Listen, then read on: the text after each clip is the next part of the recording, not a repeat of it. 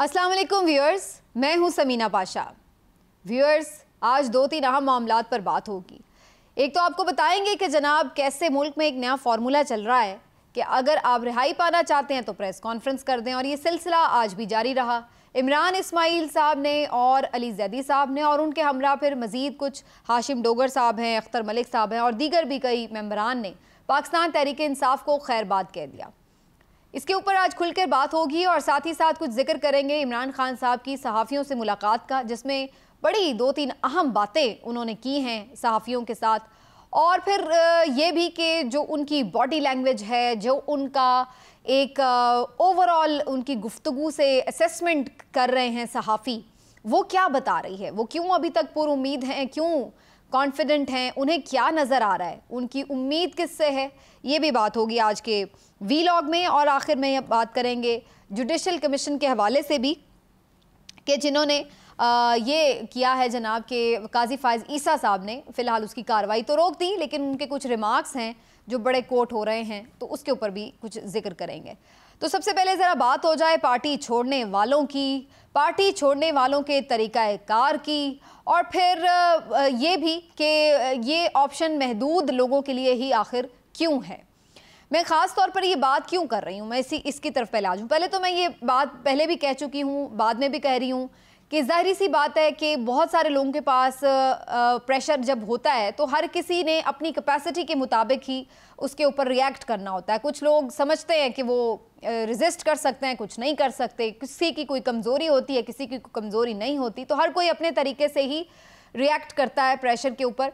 लेकिन हम ये नहीं कह सकते, उनको तनकीद का निशाना बनाना बहुत हद तक बहुत से लोग बना भी रहे हैं कुछ लोगों को कि जनाब क्यों पार्टी छोड़ के जा रहे हैं, मुश्किल वक्त आया तो पार्टी छोड़ के जा रहे हैं, जब अच्छा वक्त था वजारतें इंजॉय की, उसके बाद भी एक साल तक पता था कि पार्टी बूम में है, पीक पर जा रही है, अगला इलेक्शन आराम से जीत लेगी, इमरान खान पॉपुलर है तो उसके साथ जुड़े रहो, तो तब तक वो जुड़े रहे। लेकिन जो ही अब नज़र आ रहा है कि इमरान खान के ऊपर मुश्किल वक्त इस तरह से आ चुका है कि अब ये मामलात उनके लीडर्स की फैमिली और बहुत सारे जो दीगर अनदेखे प्रेशर्स हैं उनकी वजह तक आ चुके हैं, तो उसकी बात कोई भी जो पार्टी लीडर है वो उस तरह से हमें खड़ा हुआ नज़र क्यों नहीं साथ आ रहा इमरान खान के, जैसे कि अच्छे वक्तों में लोग नज़र आते हैं। तो लोग इस पर बहुत तनकीद भी कर रहे हैं कि क्या ये लोग इब्नुल वक्त लोग थे, क्या ये लोग सिर्फ मफाद फरस्तों का टोला थे, क्या ये लोग ऐसे लोग थे कि जो इमरान खान को इस नहज तक तो ले आए जहाँ पर वो सिस्टम के लिए नाकाबिले कबूल करार पाए हैं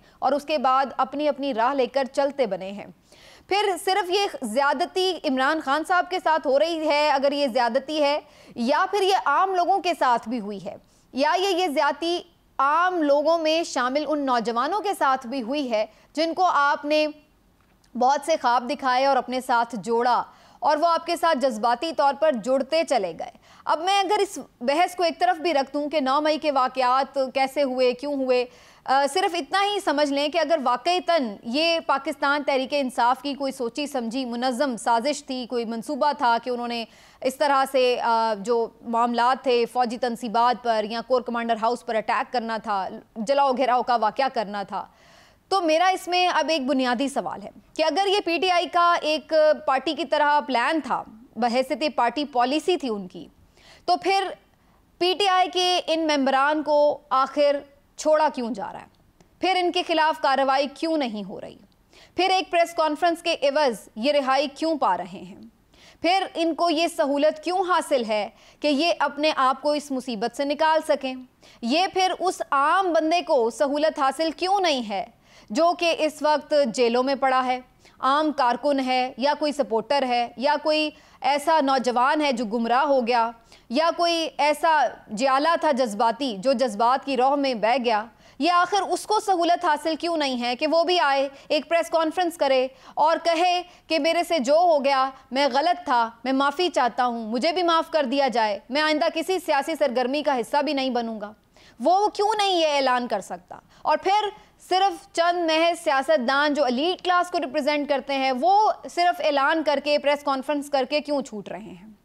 अगर पीटीआई के ये लोग मुलव्विस थे तो इनके खिलाफ भी उसी तरह कार्रवाई होनी चाहिए जैसे बाकी लोगों के साथ हो रही है, और अगर ये लोग मुलव्विस नहीं थे तो फिर मुझे कोई इस बात का जवाब दे दे कि इन्हें पकड़ा ही क्यों गया है, इन्हें क्यों जिंदानों में डाला गया है, पीटीआई की ये सारी लीडरशिप आखिर क्यों मुसीबतें झेल रही है? क्यों अदालत के अहकामात के बावजूद उन्हें रिहा नहीं किया जा रहा? इनका कसूर क्या है? क्यों ये लोग बंद पड़े हैं? ना इनके ऊपर करप्शन के मुकदमे हैं, ना इनके ऊपर कत्ल के मुकदमे हैं, ना इन्होंने कोई चोरियां की हैं, कम से कम मुकदमात तो नहीं हैं ऐसे। फिर किस जुर्म में ये अंदर हैं? क्यों पूरी की पूरी लीडरशिप अंदर है? क्या उनका जुर्म यही है नक्शे अमन और इंस्टॉलेशन पर हमला करना या हमले की तरगीब देना? और अगर उनका ये जुर्म है और ये जुर्म साबित हो रहा है तो फिर वो छूट क्यों रहे हैं? इन दोनों में से किसी एक सवाल का जवाब ज़रूर देना चाहिए हुकूमत वक्त को कि इन्हें पकड़ा क्यों गया और इन्हें छोड़ा क्यों जा रहा है। सिंपल सा सवाल है। और अगर इनको इस बुनियाद पर छोड़ा जा रहा है कि ये लाताल्लुकी कर रहे हैं तो फिर बाकी लोगों को भी बराए मेहरबानी ये सहूलत दे दीजिए। अब इमरान खान साहब ने तो मुज़ाकरात के लिए एक कमेटी बना दी है। ये अलग बात है कि ये सिर्फ एक लतीफ़ा ही हो सकता है, क्योंकि मुज़ाकरात की तरफ से दूसरी तरफ आपको कहीं ऐसा मूड नज़र आ रहा है कि वो मुज़ाकरात करेंगे। वो उस वक्त मुज़ाकरात नहीं इमरान खान से कर रहे थे जब इमरान खान पूरी तरह हावी था उनके ऊपर। तो अब जबकि वो इमरान खान को गिराने में कामयाब हो गए हैं, उसकी पार्टी को तोड़ने में कामयाब हो रहे हैं, उसकी पार्टी का पूरा इमेज बदलने में कामयाब हो गए हैं, तो फिर वो क्यों इमरान खान से मुज़ाकरात करेंगे? यानी जब वो ताकतवर इमरान खान से मुज़ाकरात नहीं कर रहे थे तो वो फिर कमज़ोर इमरान खान से मुज़ाकरात क्यों करेंगे? और उसका इजहार भी बाकायदा वो कर चुके हैं। मरियम औरंगज़ेब साहिबा हों या खुद मियाँ नवाज शरीफ साहब या मरियम नवाज साहिबा, उनके ट्वीट्स सादे सादे बता रहे हैं कि जनाब कोई चक्कर नहीं है मुज़ाकरात का। मियाँ नवाज शरीफ साहब कहते हैं मुज़ाकरात सियासतदानों से होते हैं, दहशत गर्दों, तखरीबकारों, मुल्की अमलाक पर हमला करने वालों से मुज़ाकरात नहीं होते। उनकी बात से ये अंदाज़ा लगाना कोई मुश्किल नहीं है कि इमरान खान साहब के लिए मुज़ाकरात का ये दरवाज़ा बंद है, और इमरान खान साहब को ख़ुद भी मालूम है कि मुज़ाकरात का ये दरवाज़ा बंद है, क्योंकि इमरान खान साहब ने आज सहाफ़ियों से गुफ्तगू में ये बात कही भी है कि सदर आरिफ अलवी साहब जो कहीं बैकडोर कोशिश कर रहे थे कि इमरान खान साहब के ताल्लुकात बहाल हो जाएं ताकतवर हलकों से, अब वो भी कोशिशें कहीं आगे नहीं बढ़ पा रही, क्योंकि सदर आरिफ अलवी साहब का तो अब दूसरी तरफ से फ़ोन भी नहीं सुना जाता। सदर आरिफ अलवी साहब जो कि सुप्रीम कमांडर हैं, उनका फ़ोन भी नहीं सुना जाता। इसी तरीके से जो और भी कुछ लोग थे कहीं ना कहीं मीडिएटर का किरदार अदा करने की कोशिश कर रहे थे, उनको बिल्कुल साइडलाइन कर दिया गया है और मुज़ाकरात के दरवाजे बिल्कुल बंद हैं। तो इमरान खान साहब भी ये बखूबी जानते हैं कि कोई उनसे मुज़ाकरात नहीं कर रहा, तो न जाने क्यों उन्होंने ये कमेटी बना दी। लेकिन यहाँ पर फिर एक सवाल उठता है कि अगर दुश्मन मुल्कों से मुज़ाकरात हो सकते हैं तो फिर इमरान खान से मुज़ाकरात क्यों नहीं हो सकते? अगर दहशत गर्दों से मुज़ाकरात हो सकते हैं, तहरीके तालिबान पाकिस्तान से मुज़ाकरात हो सकते हैं, जिन्होंने हमारे मुल्क में खून की होली खेली, उनके साथ मुज़ाकरात हो सकते हैं, तो फिर इनके साथ मुज़ाकरात क्यों नहीं हो सकते? जबकि इनके ऊपर तो अभी पूरी तरह जुर्म साबित भी नहीं हुआ, अभी तो तहकीकात बाकी हैं, ट्रायल बाकी हैं, तो फिर इनके साथ मुज़ाकरात क्यों नहीं हो सकते? ये सवाल अपनी जगह मौजूद है कि इमरान खान साहब को जहां एक तरफ साइडलाइन किया जा रहा है, वहां इमरान खान साहब ये भी कह रहे हैं कि उनको नज़र आ रहा है कि आगे भी इलेक्शन शायद नहीं हो पाएंगे, और उनका ये भी अंदाज़ा है कि उन्हें शायद दूसरा भुट्टो बना दिया जाए। उनका अंदाज़ा ये है कि उन्हें या तो उम्र कैद की सज़ा सुना दी जाएगी और या फिर हो सकता है उन्हें मौत के घाट ही उतार दिया जाए और एक भुट्टो 2 बना दिया जाए। इमरान खान साहब इन तमाम खदशात के बावजूद भी हैरत अंगेज़ तौर पर पुरुम्मीद भी हैं। जो जर्नलिस्ट उनसे मिल के आए हैं, उनका अंदाज़ा ये है इमरान खान साहब के बारे में कि उनको अभी भी उम्मीद है। वो समझते हैं कि ये पार्टी पर एक बुरा वक्त आया है और बहुत जल्द ये बुरा वक्त ख़त्म हो जाएगा और वो इससे निकल जाएंगे और पार्टी भी इससे निकल जाएगी। इमरान खान साहब का ख्याल ये भी है कि इसके लिए उन्हें सिर्फ अपने अल्लाह और फिर दूसरी तरफ अपने अवाम से उम्मीद है। लेकिन क्या वाकई अवाम से ये उम्मीद उनकी दुरुस्त है? जहाँ तक वोट बैंक का ताल्लुक है तो मैं समझती हूँ कि इमरान खान साहब की ये उम्मीद शायद इतनी गलत नहीं है। अगर आज भी इलेक्शन हो तो भले इमरान खान साहब को जितना मर्जी गद्दार करार दिया जा रहा है, जो मर्जी उनकी पार्टी टूट रही है, बिखर रही है, इसके बावजूद भी मेरा ख्याल है कि इमरान खान साहब इलेक्शन जीतने की पोजीशन में हैं। लेकिन अगर इमरान खान साहब ये समझ रहे हैं कि वो दोबारा गिरफ्तार होंगे या उन नाअहल होंगे या उनके साथ कोई भी ऐसा मामला पेश आता है तो लोग उनके लिए बाहर निकलेंगे, तो अब बहरहाल ऐसा नहीं है। फ़िलहाल तो ऐसा रुक गया है मामला। जो एक सारा हमने पिछले दिनों 10-15 दिन में मामला देखा है, जिस तरह से खौफ की एक फ़िज़ा देखी है। उसके बाद अब यहाँ तक तो हुकूमत ये कामयाब हो गई है खौफ की फ़िज़ा फैलाने में कि अब कोई बाहर निकलने वाला नहीं है। ज़मान पार्क में भी इस वक्त सन्नाटा है। बाहर जो कारकुनों का एक जमे गफ़ीर था, एक मेला सा लगा रहता था, अब वहाँ कोई दिखाई नहीं दे रहा है। ज़मान पार्क में बड़े बड़े लीडरान की शक्लें भी अब दिखाई नहीं दे रही हैं। तो बहरहाल अब फ़िलहाल सब लोग जो उनकी आवाज़ बने हुए थे, फ़िलहाल वो खामोश हो चुके हैं। तो अगर इमरान खान साहब ऐसी कोई सपोर्ट समझ रहे हैं कि लोग बाहर निकल आएंगे और इस तरह निकल आएंगे कि सब कुछ तलपट हो जाएगा, तो ऐसा तो अब मुमकिन नज़र नहीं आ रहा, कम से कम फ़िल वक्त तो नज़र नहीं आ रहा। लेकिन क्या इसका मतलब ये है कि जो खौफ से लोगों को चुप करवा भी दिया गया है, जो कारकुनान अंदर हैं उसकी वजह से जो बाकी लोग बाहर हैं वो भी अब बाहर नहीं निकलेंगे, तो क्या उनका जहन भी बदल चुका है, क्या उनका दिल भी बदल चुका है? तो शायद ये इतनी जल्दी मुमकिन नहीं होगा। ये लोग वापस कभी ना कभी अपने रिएक्शन का इजहार ज़रूर करेंगे, भले अब वो इलेक्शन में वोट की सूरत में करें, भले वो किसी भी सूरत में करें। लेकिन ये नज़र आता है कि ये लोग अभी फ़िलहाल चुप करके बैठ ज़रूर गए हैं, लेकिन कहीं ना कहीं ये रिएक्शन आगे चलकर किसी मुनासिब वक्त पर निकलेगा ज़रूर। अब ज़रा आगे बढ़ते हैं और आपको बताते हैं जनाब कि इमरान खान साहब अभी ये भी कह रहे हैं कि वो बहुत से लोगों को शायद दोबारा पार्टी में ले लें, लेकिन बहुत से लोगों के लिए रास्ते बंद भी हो सकते हैं। इसका मतलब ये है कि इमरान खान साहब ये देखेंगे, ये एनालाइज कर सकते हैं, ये एग्जामिन कर सकते हैं कि कौन किन हालात में पार्टी छोड़ के गया और पार्टी किस ग्रेस के साथ उसने छोड़ी या ना छोड़ी। क्या वो फयाजुल हसन चौहान की तरह या और कुछ लीडरान की तरह बुरा भला कहना शुरू हो गया? क्या उसने पार्टी छोड़ते ही किसी दूसरी सियासी जमातों से पींगे बढ़ानी शुरू कर दी कि मुझे पार्टी में शामिल कर लिया जाए?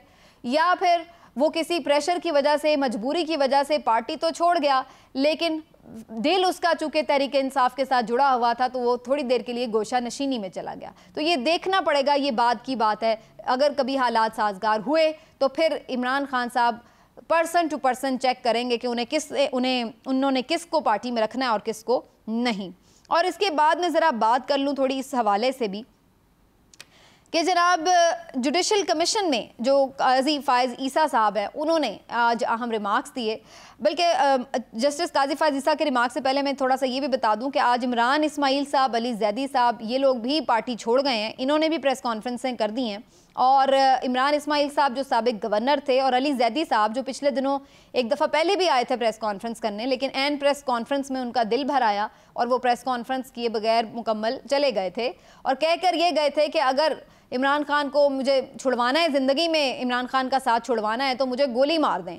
लेकिन बहरहाल किसी ने गोली तो उन्हें नहीं मारी, लेकिन फिर भी वो इमरान खान साहब का साथ छोड़ने के लिए आज प्रेस कॉन्फ्रेंस तो कर गए हैं।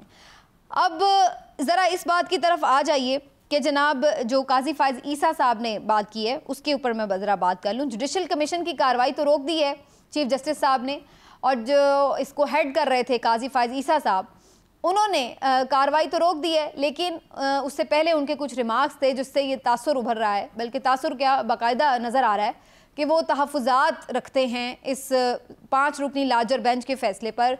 उनका ये मानना है कि जनाब कोई भी कानून से बालातर नहीं हो सकता, और अगर बात हो रही है रुपए पैसे की, लेन देन की, तो फिर ये मामला क्या प्राइवेसी में आएगा? उनका ये कहना है कि ये प्राइवेसी का फिर मामला शायद नहीं रहता अगर इस तरह का तासुर मिल रहा है कि जज साहिबान किसी केसेस में रिलीफ के बदले कोई पैसे ले दे रहे हैं, तो फिर इसके ऊपर तो इन्वेस्टिगेशन बनती है। उनकी बात लॉजिकली मुझे इतनी गलत नहीं लगती। ये मैं भी समझती हूँ कि तमाम लोग एहतसाब के अंदर ही होने चाहिए, एहतसाब के दायराकार में होने चाहिए, लेकिन यहाँ पर सवाल ये पैदा होता है कि जिन सर्कमस्टांसेस में चीज़ें चल रही हैं, क्या उसमें ये बात ऐसा लग रहा है कि हुकूमत ने ये नेक नियति से जुडिशल कमीशन बनाया? अगर ऐसा ही था तो फिर हुकूमत चीफ जस्टिस को लिखती, चीफ जस्टिस अब खुद जुडिशल कमीशन तश्कील दे देते। और फिर अगेन वही बात आती है कि जस्टिस काजी फ़ाइज़ ईसा साहब के ख़िलाफ़ जब रेफरेंस चल रहा था और उनकी जायदादों से मुतालिक बात हो रही थी, उनके टैक्स के हवाले से क्वेश्चंस किए जा रहे थे और बहुत से माली मामलात को डिस्कस किया जा रहा था, तो उसमें उस वक्त ये एक हमें नैरेटिव नज़र आता था कि जनाब जज साहिबान के कंडक्ट का आप इस तरह से नहीं जायज़ा ले सकते। तो फिर उस वक्त कुछ और नैरेटिव नज़र आता था। आज फिर ये नैरेटिव क्यों है कि जनाब ले सकते हैं जायज़ा, और फिर ये कि जज साहिबान एहतसाब से बाला तर ना हो। तो स्टैंडर्ड एक होना चाहिए, फिर उसके बाद बदनीयती नज़र ना आए तो ज़रूर हर कोई एहतसाब के शिकंजे में आना चाहिए, कोई भी मुक़द्दस गाय नहीं होना चाहिए। लेकिन हमारे यहाँ वही बात है कि हमेशा हमें दो निज़ाम नज़र आते हैं, और इन दो निज़ामों के हत्ते जो ऊपर की क्लास है वो तो हमेशा बचती नज़र आती है, हमेशा आराम में नज़र आती है, लेकिन जो गरीब आवाम हैं वो ज़रूर पिसे हुए नज़र आते हैं। मिलते हैं आपसे अगले वीलॉग में, अपना ख्याल रखिए, अल्लाह हाफ़िज़।